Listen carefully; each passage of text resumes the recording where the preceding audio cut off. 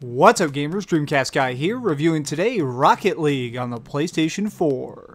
Before we officially start this review, I do want to make a small note. The developers of this game gave me early access for the purpose of this video. Last night, I was able to get in 3 hours of online play against other people. As of this morning though, the servers completely exploded, and as such, all the gameplay you're seeing recorded here is actually from single player matches I did today. Alright, now that we have that out of the way, let's actually talk about the game itself. On the surface, this appears to be your standard over-the-top sports action crossover title, but in its wackiness, it actually becomes much more than that.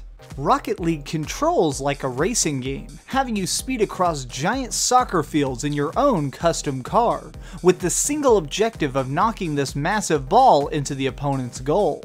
To make the maps a little more interesting, there's also these scattered puddles of turbo fuel. If you run this over, it actually adds to your overall boost. This makes it where when you're chasing the ball down, you can't always go straight for the objective. Sometimes you're going to have to steer out of your way, trying to pick this up so you can race ahead of your opponents. After playing the game for just 10 minutes, you're going to start to notice the real strategy involved in winning. Using your jump ability is the most difficult but also the most important ability in the game. Pressing the jump button once launches your car into the air. Tapping it again while in the air will make your car do a front flip. This is the toughest part to do. If you're able to do this perfectly, you can actually spike the ball like you're doing volleyball moves. But if you mess it up, you can go soaring to the far side of the map completely by accident. This simple nuance really sums up what makes this game so ridiculously addictive and so difficult at the same time. It's all about timing, placement, and above all, teamwork. Each of the levels are rather large. In these 4v4 matches, you don't bump into each other very much, and if you do get pretty close, you can actually drive on the walls. For some reason, your tires seem to be coated with a mixture of super glue and unicorn tears. By doing match after match, both online or in single player, you unlock different ways to customize every little detail of your car. Decals, paint job, even being able to put this Brazilian flag behind my car. Anything I wanted to do, I seem to do if I level up enough. All of these features culminate together into an indie title that simply doesn't take itself seriously, but knows how to harness its mechanics well and make a very enjoyable experience. Now for the biggest downside of all though. This game majorly overheats my PS4. Now, I saw someone else on one of the forums mentioning that the system itself was heating up, so as a test, I decided to play this game for 2 consecutive hours and then set this thermometer on my console. I measured temperatures over 101 degrees Fahrenheit.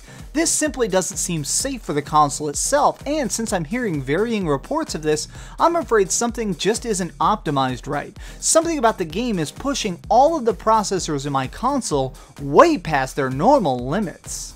Now this issue may not affect all PlayStation 4s, but I'm afraid it does. I'm afraid it affects even 1% of the PlayStation 4s. Someone may try and slip out of the room to get a new Hot Pocket and come back to their PlayStation being just a pile of lava. Well, we've heard some good and some bad, but let's head over the ratings board and put a big number on it.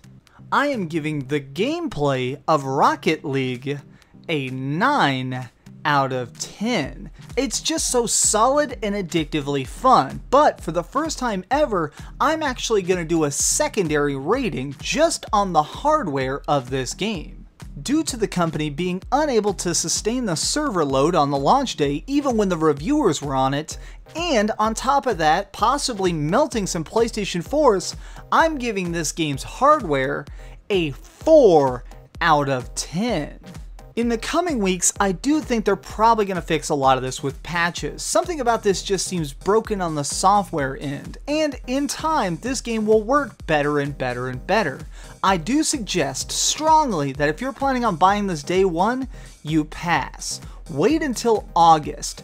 This just needs some time to grow. The company itself needs to buy more servers and figure out what they've really done with this game. Thanks so much for watching, gamers. This has been DreamcastGuy. If you enjoyed this video, please give it a thumbs up, and I actually advise you to share this video with your PlayStation friends so they don't accidentally catch it on fire by playing this game. If this is your first time watching one of my videos, please subscribe for future reviews. Do me the biggest favor of all though, and keep dreaming.